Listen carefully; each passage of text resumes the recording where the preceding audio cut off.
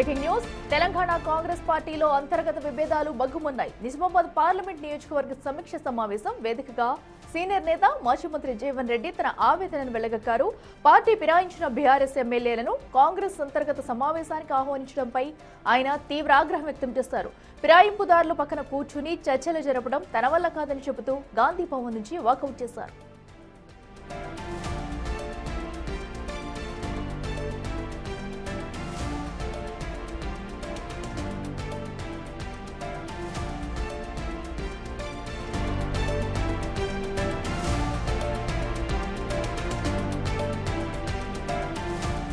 BRS అక్రమాలపై నిన్నటి వరకు పోరాటం చేసిన కార్యకర్తలకు మనం ఏ సమాధానం చెబుతామని జీవన్ రెడ్డి ప్రశ్నించారు.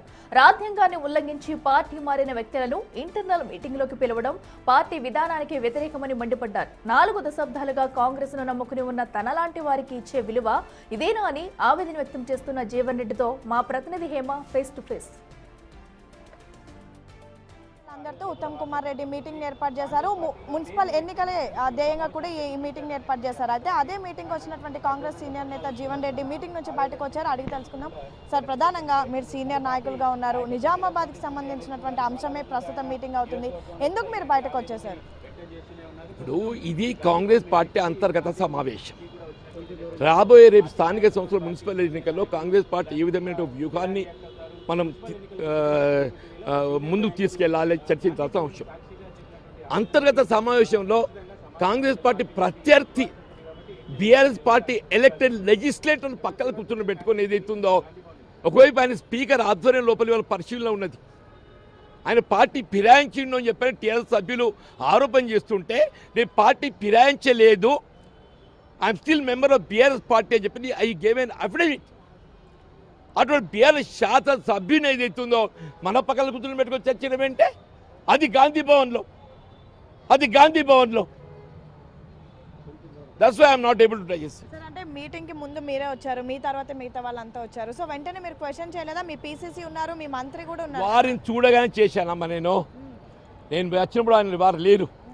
వారు ఎప్పుడైతే వచ్చినో తర్వాత చూసినప్పుడే మైక్ తీసుకున్నాం, మాట్లాడినా, ప్రోగ్రామ్స్ మాట్లాడినా, the same issues which I spoke here I raised it in the inside the Gandhi Bhavan also. ఏం చెప్పారు సార్ మీ పీసీసీ గాని మంత్రి? I raised it in the Gandhi Bhavan also. Okay. Sir, ప్రధానంగా ఇప్పుడు senior నేతగా ఉన్నారు, మీరు ఇట్లా వెళ్ళిపోవడాన్ని ఎట్లా చూస్తారు? మీరు ఆలోచించండి. ఇవాళ కాంగ్రెస్ పార్టీ ఈ విధంగా ప్రజాస్వామ్యాన్ని పరిరక్షించాల్సిన బాధ్యత మనపై ఉందమ్మా. రాజ్యాంగాన్ని పరిరక్షించాల్సిన బాధ్యత మనపై ఉంది, కాంగ్రెస్ పార్టీపై ఉంది. ప్రధానంగా రాహుల్ గాంధీ గారు ఆలోచన విధానాన్ని గౌరవిద్దామని చెప్పి అంటున్నాను. గతంలో కూడా మీరు ఇదే విషయాన్ని ఇన్ఛార్జ్ దృష్టికి కూడా తీసుకెళ్లారు, అయినా కూడా ఏం మార్పు లేదు. ఎలా చూస్తారు? ఎందుకంటే సీనియర్ నేతలకు ఎందుకు గౌరవం దక్కట్లేదు? Let us see. సో ఇప్పుడు మీరు మీటింగ్లో ఉండట్లేదా? వెళ్ళిపోతున్నారు? పోతున్నా కదమ్మా, మీ ముందే పోతున్నా కదమ్మా. సో మొత్తానికి ఏదైతే రీసెంట్గా బీఆర్ఎస్ ఎన్నికల్లో బీఆర్ఎస్ గుర్తుతో గెలిచి పార్టీలోకి వచ్చినటువంటి, పార్టీ ఫిరాయింపుల ఆరోపణలు ఎదుర్కొంటున్నటువంటి ఎమ్మెల్యే సంజయ్ ఈరోజు మీటింగ్కి రావడం, గాంధీ భవన్లో అంతర్గత మీటింగ్కి ఏ విధంగా వస్తారు అంటూ కూడా జీవన్ రెడ్డి ప్రశ్నిస్తున్నారు. ఇదే అంశాన్ని కూడా నేను మీటింగ్లో క్వశ్చన్ చేశాను, అందుకే నాకు మీటింగ్ నచ్చక నేను వెళ్ళిపోతున్నానని అయితే జీవన్ రెడ్డి చెప్తున్నారు. గతంలో కూడా ఇదే అంశం అటు ఇన్ఛార్జ్ దృష్టికి కూడా తీసుకెళ్లారు, అయినా కూడా ఎటువంటి మార్పులు లేవు. పార్టీలో జరిగేటటువంటి మీటింగ్కి, అది కూడా గాంధీ భవన్లో జరిగే మీటింగ్కి ఎలా పిలుస్తారు అంటూ కూడా జీవన్ రెడ్డి ప్రశ్నిస్తున్నటువంటి పరిస్థితి. వీడియో జర్నలిస్ట్ సురేష్తో హేమ బిగ్ టీవీ, గాంధీ భవన్.